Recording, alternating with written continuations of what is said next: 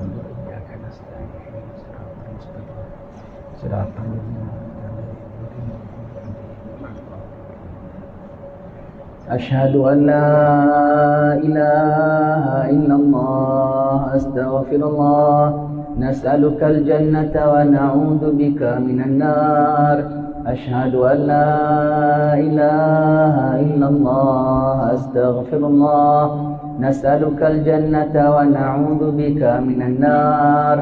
أشهد أن لا إله إلا الله أستغفر الله. نسألك الجنة ونعوذ بك من النار. اللهم إنك عفو تحب العفو فاعف عنا. اللهم إنك عفو تحب العفو فاعف عنا. اللهم إنك عفو تحب العفو فاعف عنا يا كريم. بسم الله الرحمن الرحيم. الحمد لله رب العالمين وصلى الله وسلم على سيدنا محمد وعلى آله وصحبه أجمعين. Assalamualaikum warahmatullahi wabarakatuh.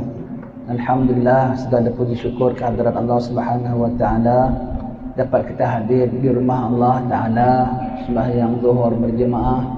Mudah-mudahan dengan hadirnya kita di rumah Allah ni, kita dipandang oleh Allah taala, kita diampun dosa oleh Allah Subhanahu wa taala, kita dipelihara oleh Allah Subhanahu wa taala. Ramadan hanya tinggal 5 hari saja lagi. Kita mohon kepada Allah Ta'ala akan kekuatan supaya dapat kita meninggalkan segala maksiat, tidak kita kembali pada kegiatan dosa kita selepas Ramadan ini.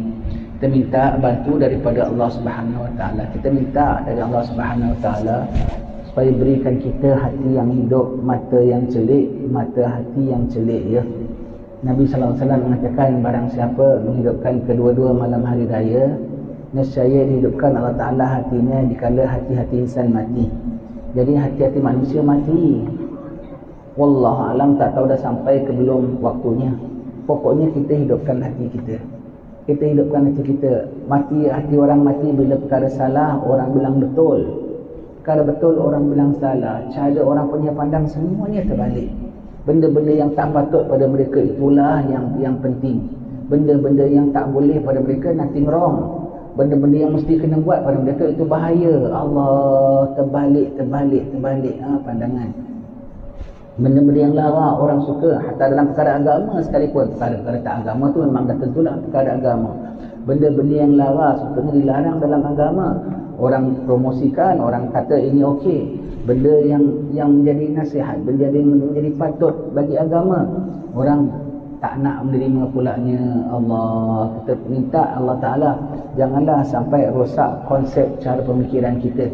Kita mohon kepada Allah, biar kalau tersalah amal sekalipun, tersalah buat tingkah laku, tetapi kita tahu salah itu salah, betul itu betul, kita akan tobat kepada Allah Ta'ala. Tetapi kalau dah dalam hati kita merasakan salah itu betul, betul itu salah, macam mana nak betulkan? Macam mana nak betulkan? Kalau buat betul pun tak lama akan jadi tak betul juga ya. Allah, kita mintalah pada Allah Ta'ala supaya hati kita senantiasa hidup dipandu oleh Allah Subhanahu Wa Ta'ala. Tidaklah perkara yang Allah Ta'ala redai kecuali kita suka. Tidaklah perkara yang Allah Ta'ala murkai, yang Allah Ta'ala tidak perkenan, itu menjadi kebencian kita juga. Suka tak suka kita bergantung kepada suka tak suka Allah Subhanahu Wa Ta'ala. Mudah-mudahanlah Ramadan kali ini betul-betul dapat mengubah diri kita menjadi hamba yang patuh pada Allah Ta'ala. Hamba yang dapat berfikir dengan fikiran yang benar.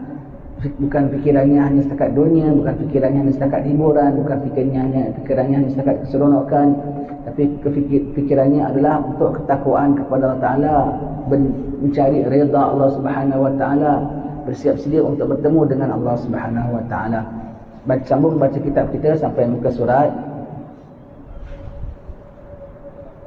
386.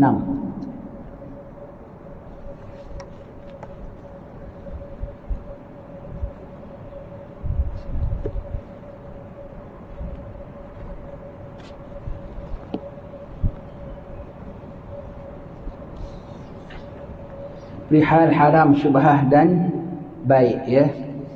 Sampai 386 sampai baik. Bersabda Rasulullah sallallahu alaihi wasallam, khairu dinukumul wara'. Artinya sebaik-baik agama kamu ialah warak ya. Warak tu apa? Warak ialah menjaga daripada terjatuh kepada yang haram. Dah selamat, nak cari yang lebih selamat sekali. Istilah kita take the safest side. Ambil yang paling selamat sekali. Dah selamat, cari yang terlebih selamat sekali. Kalau ada kemungkinan sedikit sekalipun perkara-perkara yang tak selamat, dielakkan. Ya, umpamanya menerima duit orang, pemberian pada kita, umpamanya hadiah kepada kita. Orang tu macam mana punya orang? Orang tu ahli ibadat, ahli takwa. Masya Allah, suka aku dapat pemberian dia, aku pakai, aku gunakan dengan baiknya. Tapi orang tu kita tahu hasil pendapatannya bercampur aduk. Kita tahulah kawan kita, sekejap apa kabarkan kita menang judi, sekejap kabarkan kita dapat untung apa, duit rasuah umpamanya lah ya. Saya begini, jangan terima duit dia. Kalau terima pun lekas balikkan Baitul Mal. Itu namanya warak. Walaupun pada diri dia ada juga perniagaan umpamanya, walaupun diri dia mungkin ada wang simpanan lain, tapi ada bercampur aduk yang diberi kepada aku ni pada sumber yang mana. Tak mau terima dia. Nak, kalau boleh tolak, tapi takut mengecilkan hati dia, nanti menimbul tengkarah dengan dia. Baiklah, terima, tapi hantar balik Baitul Mal. Itu pulangkan pada orang ramai yang punya. Baik, umpamanya biarkan was-was ya.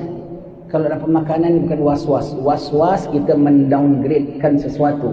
Tetapi kalau warak ni mengupgradekan pilihan kita. Umpamanya paling senang kita pergi pasar raya lah, nak beli ayam, ada cap halal, memang halal. Kalau was-was ialah dah halal, dah ada cap halal yang disahkan pun pada kita, tak tentulah siapa potong, tak betul. Itu was-was. Kita mendowngradekan benda ini. Itu namanya was-was. Sudah tentu orang jualan, orang Islam punya ya, jual makanan apa semua, tak pakcik ni macam mana, tak cuci betul, tak betul. Itu namanya was-was. Benda dah baik dan keburukannya kita tak nampak nyata, tapi kita mendowngradekan dia. Itu nama was-was. Warak ialah apa? Tanpa mendowngradekan dia, tapi kita mengupgradekan pilihan kita. Ayam ni ada cap halal, ada baik, ada cap halal, yakin. Tapi aku nak yang terlebih yakin, terlebih pasti lagi. Aku tak nafikan benda ini. Kalau aku tahu ini haram, orang lain nak beli pun aku halangkan. Sebab apa? Nahi munkar. Tetapi benda ini aku tidak mengatakan haram. Cuma aku ada suka pilihan yang lebih baik. Aku suka yang orang Islam punya penjual, dan orang Islam punya yang aku tahu dia ambil daripada pembekal mana. Dan pembekal tu siapa yang sembelih aku tahu. Kedai ini menjual ayam, dia ambil daripada pembekal ini. Pembekal ini parit sekian, orangnya sekian. Kita tahu. Yang menyembelih pun siapa kita tahu. Itu namanya warak.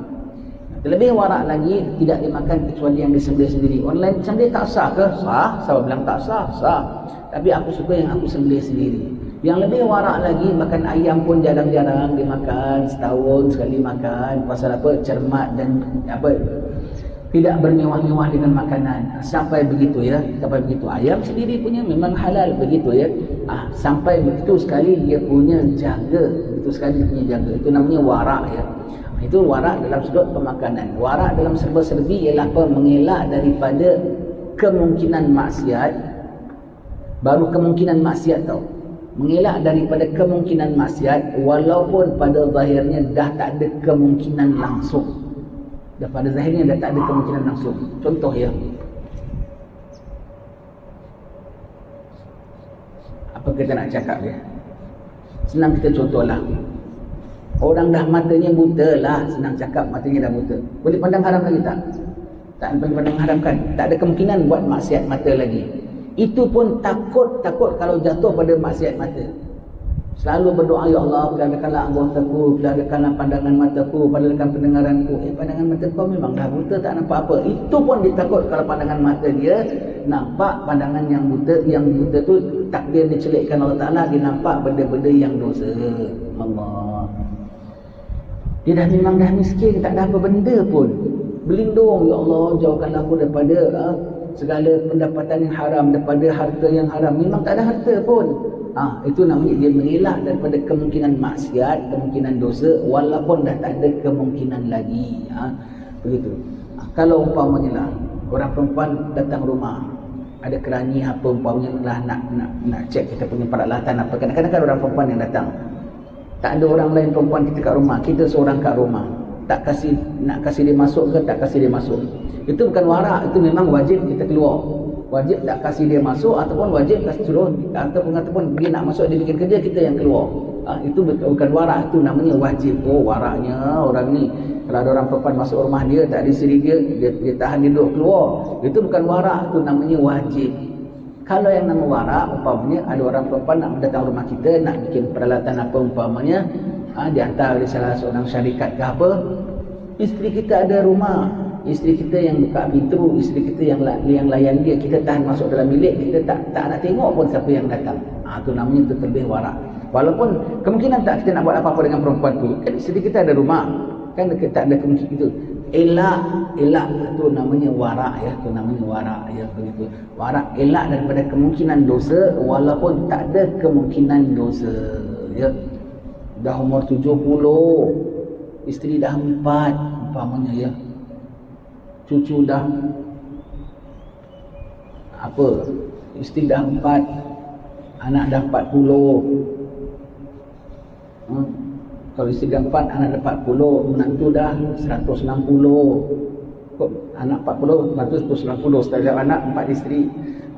Menantu dah 160, cucu dah 1600. Allah umpama ya, kan namanya dah cukup stabil rumah tangganya. Dianya pun dah tua, dah pergi haji berapa kali, dah jadi imam masjid, itu pun masih berlindung. Ya Allah, peliharakan aku daripada zina, ya Allah, peliharakan aku daripada terjebak dengan kegiatan. Padahal anak cucunya sentiasa keliling dia. Dia tak gimana pun memang dah tak boleh jalan lagi pun, anak cucunya kena pimpin dia umpamanya, keliling pinggang anak cucunya. Memang rasanya tak ada kemungkinan lah nak buat benda-benda dosa. Itu pun takutnya. Sebab pada pandangan kita macam seolah-olah benda dosa ni aku tak buat punya. Zina barang dijauhkan, tak ada, it's not me.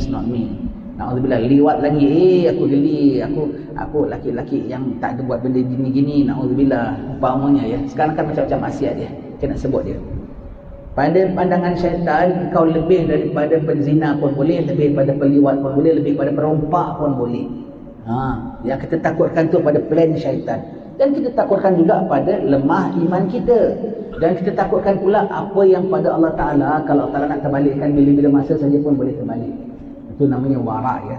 Senantiasa abstain from possibilities of all sins, even though there's no possibility of committing sins. Itu namanya warak ya. Menjauhkan diri daripada kemungkinan dosa, walaupun tidak ada kemungkinan buat dosa. Baik. Sebab agama ialah warak. Warak dalam sudut apa-apa, apatah lagi dalam sudut makan ya. Sudut makan. Bukan cerewet pun ya, bukan cerewet, tetapi apa? Sangat-sangat teliti, sangat-sangat teliti ya. Sangat-sangat teliti. Tak nak sembarangan pakai hak orang walau 10 sen sekalipun, walau sedikit sekalipun, tak nak sembarangan ya, tak nak sembarangan. Baik. Tuan-tuan, contohnya kalau datang rumah saya parking kereta, seberapa daya parking kat tempat kita? Mak puan, awak semua tamu kita halal, kita reda.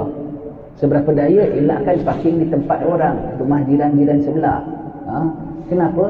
Dia suka, dia panggil walau macam mana pun, tempat orang. Dah menggunakan manfaat tempat orang tanpa kau minta izin tuan yang rumah. Hello pakcik, boleh tumpang parking sini? Ada minta izin tak? Kita nak belajar ilmu, tapi kita parking kereta kat tempat orang. Walaupun kita tahu jiran mesti suka punya, jiran gembira lagi, dia bilang tak ada apa-apa lagi ya. Tak ada apa-apa jiran dia, tak ada apa-apa jiran memang baik. Walaupun tapi elak. Kerana apa? Takut ya. Pokoknya bukan hak kita, kita tak boleh pakai apa-apa. Senang habis cerita. Yang bukan kita punya, kita tak boleh pakai sesuka hati kita ya. Yang bukan kita punya, tak boleh kita pakai sesuka hati kita. Apa pun ya, tak boleh ya. Dan sabdanya yang lain, baginda berujar, ya Aba Hurairah, kun wari'an takun abdun nas. Dan kun a'badun nas. Artinya, wahai Abu Hurairah, wahai Aba Hurairah, jadilah seorang yang wara', nescaya anda menjadi hamba Allah yang paling beribadat. Betul? Jadi kalau wara' terelak daripada segala yang haram. Kerana itu tanggungjawab dalam agama kita. Yang nama ibadat kepada Allah Ta'ala, menghambakan diri kepada Allah Ta'ala, buat yang disuruh, tinggal yang ditegah. Maka buat yang disuruh, yang tak disuruh pun kita buat yang sunat-sunat. Yang tinggal yang ditegah, yang tak ditegah pun kita tinggal. Yang haram jauh sekali, makruh kita tak ingini. Yang halal pun kita ambil kadar perlu sahaja, sangat-sangat. Maka itu jadi orang yang paling kuat ibadat.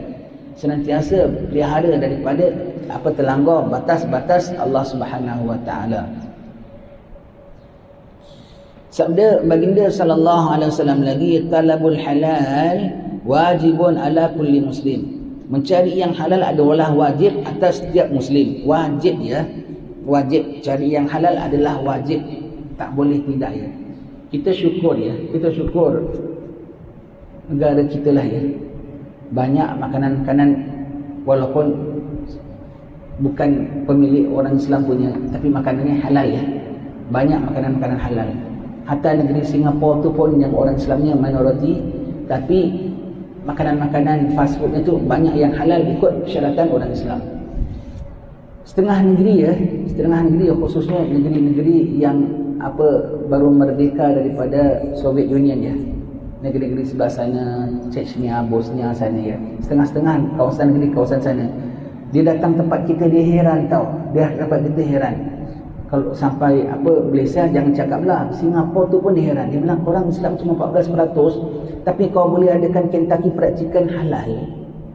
Dan semua bermakna yang makan situ semuanya ikut orang Islam yang 14% punya persyaratan. Boleh ada McDonald haram. Negeri kita sebahagian daripada orang negeri sana lah ya. Maka negeri kita itu jam dia baru-baru merdeka lah, tak tahu sekarang ya. Ini cerita lebih kurang 30 tahun yang silam lah. Tak tahu sekarang macam mana ya. Mungkin dah berubah. Dia bilang negeri kita susah, bukan hanya susah nak cari benda yang halal, bahkan orangnya punya konsep macam mana tahu cara pemikirannya. Negeri kita bukannya 100% Muslim, maka macam mana lah nak cari makanan 100% halal kalau negeri kita hanya 50%, padahal Muslimnya 50% tau. Kerana negeri kita 50% Muslim, maka kita dapat makanan 50% halal pun cukuplah. Alamak. Jadi kalau dia makan, dia boleh beli ya. Kalau umpamanya dia boleh makan, umpamanya lah dia boleh beli setengah mangkok daripada mi orang Islam, dia beli setengah mangkok daripada mi orang bukan Islam. Punya jualan lah, punya cook food lah ya. Begitu. Allah pasal apa? Negeri kita bukan 100% Islam, maka janganlah kita harapkan nak makanan kita 100% halal. Kok gitu pikirannya? Kita tengok tentang bab makan luar. Surah Al-Kahfi yang kita baca. Baca surah Al-Kahfi tu falyanzur ayyuha azka ta'aman falyatikum birizqin minhu wal yatalattaf. Tengok, carilah makanan yang terpaling baik, terpaling suci sekali. Itu kalau kita nak beli makanan luar, kena cari yang paling suci. Ashabul Kahfi itu orang Islam, tapi dia tinggal di negeri yang pemerintahnya orang kufar, Majusi. Kemudian dan Islamnya sangat-sangat minoriti. Itu pun dia cermat dan dia tak sedar yang dia sadar daripada tidur tu dah lepas 300 tahun. Dia ingat masih dalam zaman raja yang kufar itu lagi. Itu pun cermat nak cari makanan yang terpaling suci sekali, Nak beli makanan luar, itu satu cara nak beli makanan luar ya. Cari yang paling suci. Ini bukan prosedur kita cerewet ke, kita nak halang orang daripada majukan orang punya perniagaan ya. Itu prosedurnya, cari yang paling suci. Macam mana cari yang paling suci? Tengok pada diri orang tu, nampak cara-cara suci tak pada dirinya. Dari dia banyak benda-benda yang tak halal, maka janganlah makan makanan dia. Umpamanya dengan betetu, dengan apa semua. Allah ya. Banyak benda yang tak halal pada diri dia. Setengah tempat perniagaannya kena ada staf-staf yang Muslim untuk memastikan dia dapat sertifikat halal. Tapi pada stafnya tu banyak aku tengok benda yang tak halal. Betetu, bergelang, itu semua tu keberadaan dia di kedai tu biar menjadi saksi bahawa kedai ini melaksanakan proses segala halal. Dia setakat kerja sapu-sapu setengah tempat lah. Setengah tempat. Kalau di tempat kita sini alhamdulillah ada dia punya persyaratan. Kalau nak dapat sertifikat halal dia tu agak ketat, tidak sembarangan je. Setengah tempat tak begitu ketat langsung. Asal ada 2 orang Islam aja cukup lah. Allah kok dua, dalam duanya pulaknya pada diri dia banyak benda yang tak halal. Pakai gelang emas, berapa sebesar rokok dengan sambil pakai tattoo. Tahu dengan dia ada di kedai itu dapat sedikit halal. Kau nak makan tak? Oh, janganlah, jangan begitu. Kita bimbang ya, kita bimbang. Kita bimbang ya. Sebab itu ya, tak faham ya. Kalau kita beli yang kita makan ini, kita ini panduan ya. Bukan nak menjatuhkan bisnes orang apa ya. Kalau kita nak makan ya, selagi masih ada makanan yang orang kita makanlah. Kalau kita nak makan yang ada bercap halal sekalipun, beli yang rasanya tak ada kemungkinan dia boleh prepare food itu sendiri. Contohnya syarikat makanan segera yang besar-besar, dia dapat sertifikat halal daripada supplier dia, dah dicek. Dari supplier dia dah dicek. Dan dia bikin semua tu bukan dia bikin dekat situ, budak dia tu bikin. Agak-agaknya lah kalau kita beli makanan di tempat dia sudah habis, agak-agak dia budak yang kerja dekat kaunter tu perlu tak pergi pasar raya beli bahan, beli ayam lah, beli ikan dia siang dia masak untuk nak siapkan? Ada mungkin tak? Tak ada, dah habis kan? Tak ada, sebab stoknya satu hari sekian jualannya, sekian unit dia jual, sekian barang dia jual, dah habis. Sorry cik, sold out, itu aja. Dia tak ada, perlu tak dia pergi pasar, dia beli ayam dia siang? Tak ada kan? Itu tak apa. Yang kita bimbangkan yang kalau yang halal ni yang ditakuti yang boleh pergi beli sendiri, itu kita takut. Takdir dia dah habis pagi-pagi, niaga dia larisnya dah bagus. Ini masih awal waktu lagi ni, orang kok pagi-pagi dah order banyak. Ada kemungkinan dia boleh pergi luar. Ada kemungkinan dia boleh pergi luar, dia beli. Hati-hatilah, sebaik-baik ini kau carilah kedai lain. Ini saya punya prinsip pulanya. Kau tuan-tuan nak ikut, tak nak ikut suka hati. Saya kalau makan di tempat-tempat lah ya, kalau di Batu Pahat ni selamatlah, alhamdulillah ya, nampaknya. Kedainya kedai Wak Parto, Wak Iem, semua tu ya, semuanya kita makan pun hati kita ayam ya. Baik. Kau setengah tempat, saya kalau nak makan, saya suka cari restoran yang tak ada cap halal. Tengok ada cap halal, kecuali yang fast food yang besar-besar tadi kita katakan. Kalau restoran-restoran setakat kedai jual mie itu, kedai jual chicken rice ini, semua tu ya, saya lagi suka cari kedai-kedai yang tak ada cap halal. Itu saya cari. Oh, kedai ini tak ada, kok ada cap halal, ya aku tak masuk. Yang tak ada cap halal saya masuk. Yang tak ada cap halal tak bimbang, tak payah cek. Yang tak ada cap halal masuk. Mantap hati saya. Oh, tak ada cap halal, masuk. Bismillah, order itu, order ini, order ayam, order daging, order apa, makan. Bismillahirrahmanirrahim, insya-Allah tak apa-apa. Saya suka lebih masuk restoran yang tak ada cap halal. Yang ada cap halal nanti hati aku beli question mark. Aku tengok yang serve wang DA, orang dia bukan orang kita. Aku jenguk kat dapurnya pun wang DA. Alamak, dalam hati aku boleh berkatakan siapa masak, siapa macam mana. Yang aku nak, yang hati aku tak ada berkata-kata. Sebab itu aku masuk restoran yang tak ada cap halal. Restoran yang tak ada cap halal tu apa? Rumah makan Mak Isah. Ada perlu cap halal tak? Mak Isahnya akidahnya halal. Akidahnya halal, maka makanannya semua itu halal. Selera kampung Pak Saleh. Perlu Pak Saleh perlu cap halal tak? Mantap. Bistro, kedai kopi KM Hussein, apalah namanya begitu ya. Masuk. Itu perlu cap halal tak? Tak ada cap halal. Itu aku masuk. Kalau ada cap halal tu nanti hati aku banyak tanda soal. Macam mana? Mungkin persoalan tu boleh terjawab, tapi aku tak nak yang ada tanda soal langsung. Ya. Yang warung Kak Isah tu pun aku tengok cara Kak Isah punya masakan macam mana, cara Kak Isah punya staff tu macam mana ya. Ini kan pula yang bukan Kak Isah lagi, aku kena jaga-jaga. Begitu ya. Tengok, bahkan orang yang lebih jaga dia tak makan luar sekalipun. Kalau makan luar tu setakat dia ambil nasi, apa yang paling simple sekali, minimize kemungkinan terlanjur pada batasan Allah Ta'ala. Itu yang ditakuti ya. Jadi saya kalau makan di setengah-setengah tempat, restoran ada cap halal, aku tak masuk. Yang tak ada cap halal aku masuk. Ya. Kenapa? Akidahnya halal, dia tidak memerlukan cap halal ya. Takut ya, makan jadi darah daging kita tau. Ini darah daging kita. Kita tahu tak tahu darah daging kita? Orang cakap ya, kalau lepas itu kita sembahyang kok tak khusyuk. Lepas itu kita sembahyang kok air mata kita tak nak keluar. Lepas itu kita baca Quran kok tak ada insaf. Lepas tu hafalan kita ada sangkut. Tahulah kau dah termakan benda-benda yang tidak sejahtera. Kita tak sebut benda yang haram, jangan lagi terus besok kerja liar. Ingat, makan benda yang tidak baik, sumbernya benda yang tidak baik akan menghasilkan darah daging yang tidak baik. Apabila menghasilkan darah daging yang tidak baik, akan menghasilkan energi, tenaga yang tidak baik. Tenaga yang tidak baik akan cenderung untuk membuat perkara-perkara yang tidak baik. Makan yang halal dan tayyibah, halal lagi baik, akan menghasilkan darah daging yang baik. Darah daging yang baik akan mencerna tenaga yang baik. Tenaga yang baik akan berminat untuk membuat benda-benda perkara-perkara yang baik. Bermula daripada pemakanan. Kalau masih doyan benda-benda haram, masih suka tengok benda yang bukan-bukan, pergi tempat yang tidak sedap, ketahuilah daripada asal pemakanan kita tu nak kena jaga. Ya?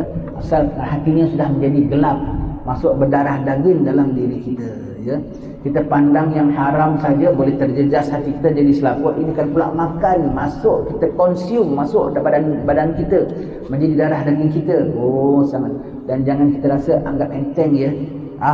Sikit aja. Tak apalah. Tuhan tu Maha Pengampun. Tuhan memang Maha Pengampun. Tapi benda ni dah jadi darah daging kau. Tuhan memang Maha Pengampun. Tapi dengan kau makan benda haram, kau jadi orang yang tak ada umpama tentang ampun tak ampun. Hati kau jadi gelap. Asal sikit-sikit, Tuhan Maha Pengampun. Ini peluang juga. Aku tak ambil, orang lain pun ambil juga. Lalu alasannya begitu. Astagfirullahaladzim. Bukan bermakna orang lain kalau ambil, semuanya menjadi halal belaka. Ya. Semuanya akan ditindak oleh Allah Ta'ala. Ya, begitu. Tak apalah, Tuhan Maha Pengampun. Allah bukannya banyak pun. Allah begitulah.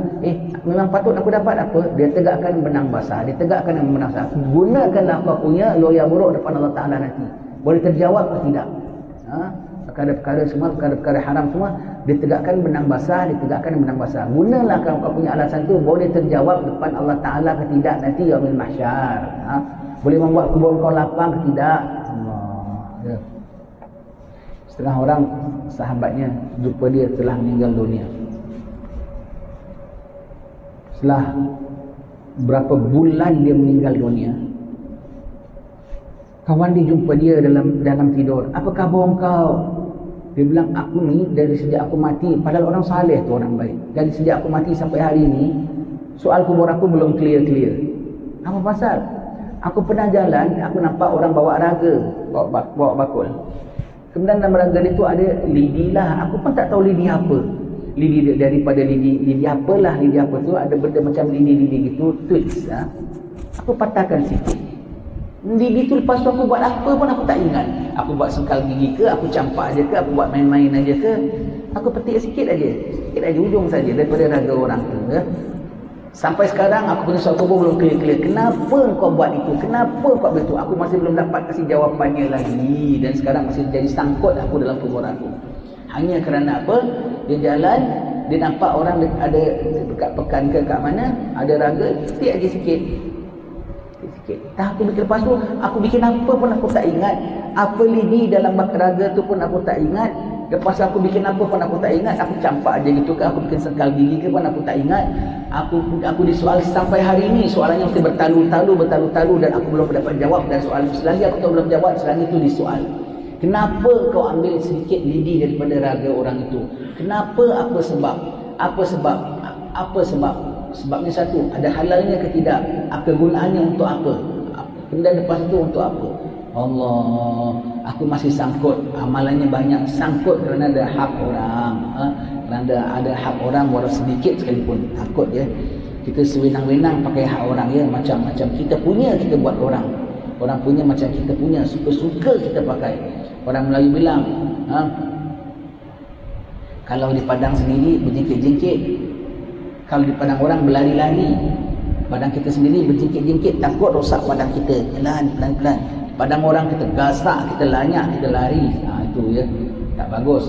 Biarlah padang orang kita berjengkit-jengkit, padang kita nak berlari pun suka hati kita. Henyaklah padang kita.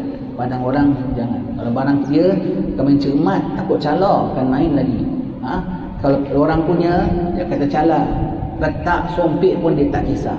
Tak bagus begitu ya. Hak orang, ya, tak boleh.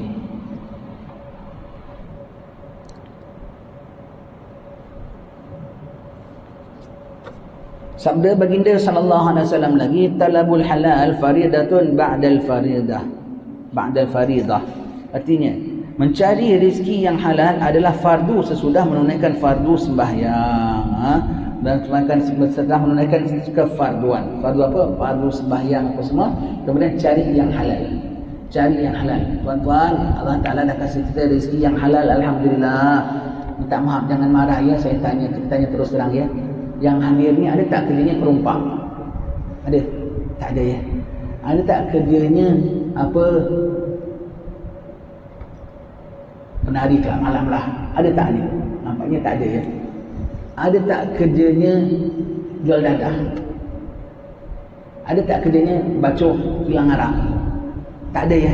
Alhamdulillah, Allah Ta'ala kasih kita pekerjaan yang bagus ya.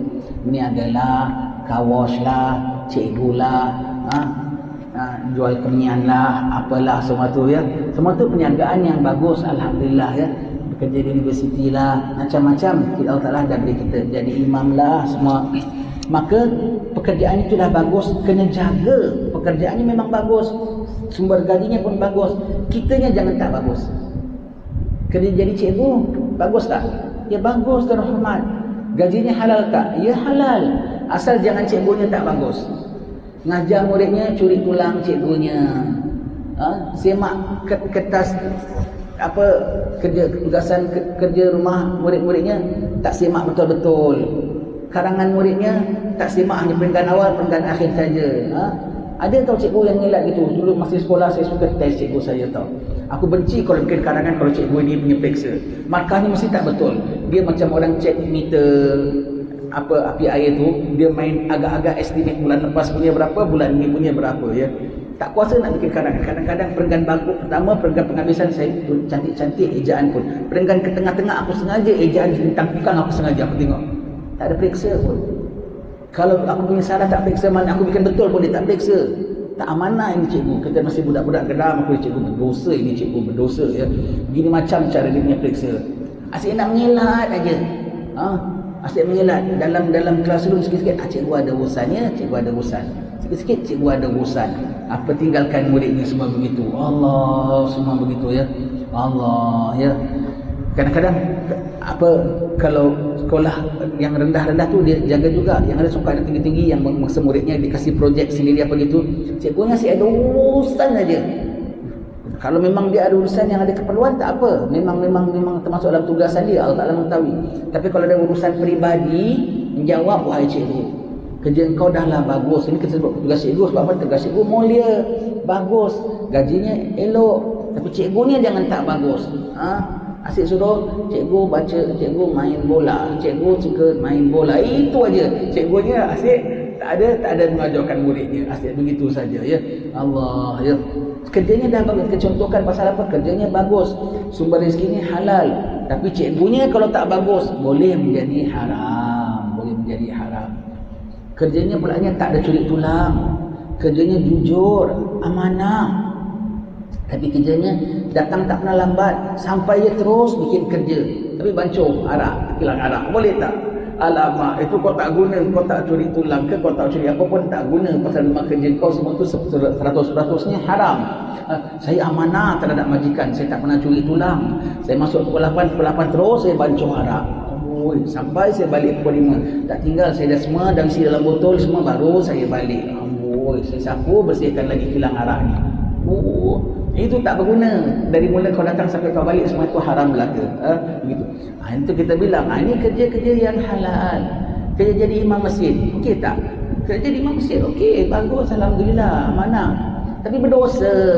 Kenapa? Imamnya bangga, akulah imam bagus, akulah imam bagus, akulah imam bagus. Allah, bacaan akulah bagus, style akulah gaya paling bagus, akulah paling smart, akulah paling macam ulama fulan-fulan. Alamak, kerjanya bagus, tapi kita yang buat jadi tak bagus. Kita yang buat jadi tak bagus. Alhamdulillah. Bersyarah bagus tak? Jadi mengajar kuliah bagus. Bersyarah sampai orang jemput sampai ke KL umpamanya. Tapi di KL mesti nak ada curi di tempat bukan-bukan. Allah, trik dia tu dah jadi trik yang haram. Allah, ya. Semua tu ditakuti Allah Ta'ala, takuti dimurka. Orang tak tahu ya, tak ada orang tahu pun. Orang tahu kita kerjanya syarah agama, orang tahu kita kerjanya cikgu sekolah, tetapi di sisi Allah Ta'ala boleh banyak cemarnya kalau kita tidak jaga ya. Cari yang halal dan jaga yang halal. Kerjanya bagus, alhamdulillah, kerja elok ya. Jadi apa? Jadi khidmat masjid, dia bagus, alhamdulillah. Kitanya jangan tak bagus. Kitanya jangan tak bagus. Boleh jadi tak bagus juga ya. Baik. Orang kalau dapat kerja gitu dia tak tahu menghargai ya. Yang ada orang cari kerja susah, tengok orang-orang Bangla tu ya, datang sini beribu batu tu, bukan balik tiap-tiap tahun, kadang-kadang 4-5 tahun tak sekali balik. Dan begitu dapat permit bukannya mudah, dapat permit 4-5 tahun tak sekali balik. Dia ada anak isteri, rindunya kayak apa anak isterinya, tak tengok pun. Dan kerja sini bukan jadi manager, jadi buruh kasar, kadang-kadang dimarah orang, ditengking orang, dianyai orang. Allah ya. Kita tak sampai begitu pun. Paling-paling jauh pun balik kampung lah hari raya, terpik jam sikit aja lah setakat itu ya. Mereka nak balik kampungnya susah, gajinya pun bukannya besar ya. Kita dapat dengan mudah di tanah air kita sendiri, di depan mata keluarga kita sendiri. Kerjaannya pulanya pun bagus, alhamdulillah, tak keluar peluh pun kadang-kadang ya.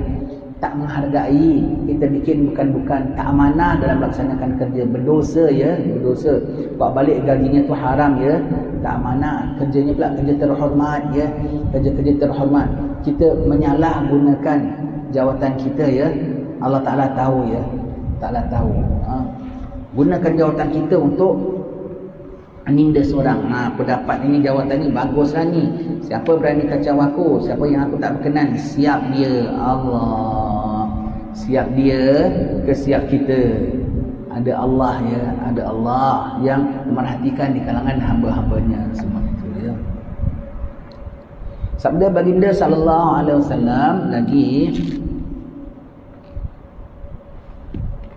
innallaha tayyibun la yaqbalu illa tayyiba wa innallaha amara al-mu'minina bima amara bihil mursalin faqala ta'ala ya ayyuhar rusulu kulu minat tayyibati wa'malu salihan inni bima ta'maluna alim wa qala ta'ala ya ayyuhalladzina amanu kulu min tayyibati ma razaqnakum thumma dzakara ar-rajula ash'asa aghbara yutilus safar yamuddu yadayhi ila sama ya rab wa mat'amuhu haram wa mashrabuhu haram wa malbasuhu haram wa ghudhiya bil haram fa anna yustajabu lidzalik. Allah, Nabi sebut ya, orang ya, artinya sungguhnya Tuhan itu adalah baik, tiada yang menerima kecuali perkara yang baik-baik sahaja. Semuanya, amalan kena baik, ibadat kena baik, hatta permohonan doa pun kena doa yang baik dari insan yang baik ya, baik. Dan sungguhnya Allah Ta'ala telah memerintahkan kaum mukminin sebagaimana ia telah memerintahkan pada Rasul. Subhanallah, Allah Ta'ala perintahkan pada Rasul dan orang mukminin pun diperintahkan sama, iaitu apa? Firman Allah Ta'ala, wahai para Rasul, makanlah dari yang baik-baik dan kerjakanlah amalan yang saleh. Allah suruh makan yang baik-baik dan kerja amalan saleh. Orang mukmin pun disuruh sedemikian. Sungguhnya aku maha mengetahui terhadap apa yang kamu kerjakan. Dan Allah berfirman lagi, wahai orang-orang yang beriman, makanlah yang baik dari apa yang kami rezekikan kepada kamu. Kemudian baginda menyebutkan pula tentang seorang yang berlayar jauh, orang yang musafir jauh ya, sedang rambutnya kusut masai. Sedangkan orang kusut masai ini adalah paling dekat doanya dikabul oleh Allah Ta'ala. Kenapa? Sangkingkan susah payahnya, sangkingkan tak terurusnya, sampai kusut masai ini rubba ash'ath, orang yang sangat kusut masai, kalau dia minta kepada Allah Ta'ala, Allah Ta'ala kabulkan dia. Tapi ni dah sampai kusut masai, dalam musafir lagi Kusut Masai berdebu kerana perjalanan yang begitu jauh. Ia mengangkat kedua belah tangannya arah ke langit. Subhanallah, minta angkat pada Allah Ta'ala. Seraya menyeru, wahai Tuhanku, wahai Tuhanku. Manakala makanannya dari yang haram, dan minumnya dari yang haram, dan pakaiannya juga dari yang haram. Malah perutnya telah selamanya diisikan dengan makanan yang haram. Bagaimana ia boleh dikabulkan? Susah payah dalam safar, itu semua tu poin-poin untuk dikabulkan doanya, ya. Dengan keadaan kusut Masai, mohon dengan Tuhan menengadahkan tangan ke langit, ya Rab, ya Rab. Dalam perutnya makanan yang haram, minumannya yang haram, pakaiannya yang haram. Pakaian kita, ya, kita beli halal lagi pun, ya. Selembar benang yang dipakai untuk tenun baju kita ini, selembar benang tu hasilnya daripada yang haram, tak diterima Allah Ta'ala. Tak diterima Allah Ta'ala ibadatnya, tak diterima doanya, ya. Allah, takut, ya. Takut kalau ada hak orang, ya.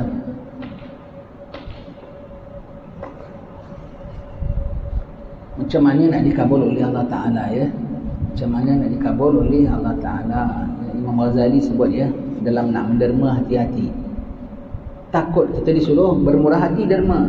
Takutnya kita bermurah hati tu rupanya ada hak orang dalam yang kita dermakan tu. Kerjanya ada ambil rasuah. Saya tolong awak, awak tolong saya. Umpamanya lah, ya, kalau ada. Niaganya tu ada putar belit. Kerjanya pun curi tulang. Hak orang ada ditipunya dia. Atau rajin derma sana sini, derma sana sini. Itu duit orang. Kau balikkan orang lagi baik daripada kau dermakan sana sini, tak dapat pahala, bahkan dosa kau belanjakan duit orang. Kau dosa. Tak boleh duit orang kau tak boleh masukkan tabung masjid, ya. Duit orang kau kena masukkan poket dia, bukan masukkan tabung masjid. Tak boleh. Masukkan derma. Hatta Imam Ghazali bilang kalau kau nak bikin masjid sekalipun, kena pastikan setiap sen daripada duit kau tu semua yang halal belaka. Ada 10 sen pun yang tak halal, saya kira kau balikkan pada tuan punya daripada kau bina masjid. Bina masjid tidak wajib, tetapi mengembalikan hak orang walau 1 sen sekalipun wajib, ya. Wajib. Maka jangan sampai kita tidak buat begitu, ya. Hak orang kena balikkan. Hak orang kena balikkan, tak boleh tidak. Baik.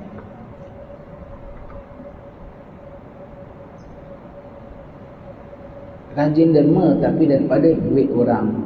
Macam mana, ya? Tak malu, ya? Orang yang kau nyayang tu perhati tau. Derma konon, kan baik kau balikkan aku. Aku tengah kesempitan, kau ambil kesempatan. Kadang konon-konon kau derma nak tempa nama Allah. Kan baik kau balikkan aku. Wang aku tu yang kau makan, wang aku tu yang kau paksa, wang aku tu yang kau ugut. Allah, kemudian derma pulanya. Tak guna sekali orang ini, ya. Sabda Nabi SAW, la yadkhulul jannata lahmun nabata min suhud. Artinya, tidak akan masuk syurga daging yang tumbuh dari yang haram. Daging yang tumbuh daripada yang haram takkan masuk syurga. Takkan masuk syurga, ya. Syurga kan suci bersih, ya. Kalau syurga di sana tak masuk, syurga dunia pun tak masuk. Syurga dunia ke mana? Itulah lingkaran ibadat. Rukuk, sujud, hadir kuliah. Sebab itu kalau hadir kuliah pun hatinya tak dapat ilmu. Hatinya jadi negatif saja. Kalau sembahyang pun tak ada khusyuk. Sebab dia tidak dapat masuk syurga. Tak dapat masuk syurga. Maka yang menyebabkan masuk syurga pun dia tak dapat masuk lah. Kalau dia masuk pun kiranya terblocking. Kerana dosanya. Baik. Sabdanya lagi, kullu lahmin nabata min suhud fannaru aula bih. Setiap daging yang tumbuh daripada yang haram, maka neraka itu adalah lebih utama baginya, ya. Neraka lebih utama baginya. Setiap daging yang tumbuh daripada yang haram, neraka menjadi idam-idaman api neraka. Kalau makan makanan yang haram adalah dia makan tu ketulan api neraka. Selalu kita bilang, ya, dalam bab buka puasa pun gitu, jangan makan kecuali yang halal. Kesian anak kita puasa, bapaknya kasih makan dengan apa? Gulai neraka rupanya. Isterinya masak lauk apa? Lauk api neraka rupanya. Rumahnya pasang langsir kibar-kibar, cantik. Langsir apa? Langsir api neraka rupanya. Babynya minum susu dalam botol. Susunya tu susu apa? Susu api neraka. Bapaknya beli dengan wang api neraka. Semua itu wang tu tumbuh pada anaknya. Mana nak jadi anak yang saleh, mana nak dapat jadi anak yang taat. Kemudian masukkan tahfiz. Allah, yang mana tak boleh nak hafal Quran, bahkan rosak lagi. Rosak ya. Tak boleh ya. Kalau kau yakinlah wang kau banyak yang haram, jangan hantar anak sekolah tahfiz. Hantar anak sekolah apa pun bolehlah. Sekolah zoo pun boleh, sekolah apa pun boleh. Sekolah tahfiz tak ada guna, tak ada manfaatnya. Takkan jadi pulanya. Kalau jadi ulama pun ulama yang tak manfaat. Dan takkan jadi pun. Buang-buang masa kau dan buang-buang cikgu tu dan buang-buang ruang pelajaran tu saja. Orang lain punya anak boleh masuk lagi. Anak kita masukkan, tapi ada yang haram. Tak payah, sudahlah. Hantar sekolah sarkis pun boleh lah. Tak payah hantar sekolah-sekolah tahfiz. Allah. Nak juga tobat, balikkan hak orang. Tobat, balikkan hak orang. Semua tu barulah muarak langkah baru. Wallahu a'lam bissawab. InsyaAllah yang kita sambung baca pada pertemuan akan datang. Mudah-mudahan dirahmati Allah, diampunkan segala dosa-dosa kita, ditetapkan iman kita ya. Hari Khamis penghabisan dalam bulan Ramadan. Tak jumpa Khamis lagi kecuali sudah hari raya ya. InsyaAllah hari Selasa akan datang ni hari raya ya. Mudah-mudahan Allah Ta'ala menjadikan kita orang-orang yang benar-benar berhari raya. Allah Ta'ala ampunkan dosa kita dan tetapkan iman kita insyaAllah. Wallahu a'lam bissawab. Asyhadu an la ilaha illallah, astaghfirullah. Nas'alukal jannata wa na'udzu bika minan nar. Asyhadu an la ilaha illallah, astaghfirullah. Nas'alukal jannata wa na'udzu bika minan nar. Asyhadu an la ilaha illallah, astaghfirullah. Nas'alukal jannata wa na'udzu bika minan nar. Allahumma innaka 'afuwun tuhibbul 'afwa fa'fu 'anna. Allahumma innaka 'afuwun tuhibbul 'afwa fa'fu 'anna. Allahumma innaka 'afuwun tuhibbul 'afwa fa'fu 'anna ya karim. Wassallallahu ala sayyidina Muhammadin wa ala alihi wasallam. Alhamdulillah rabbil alamin.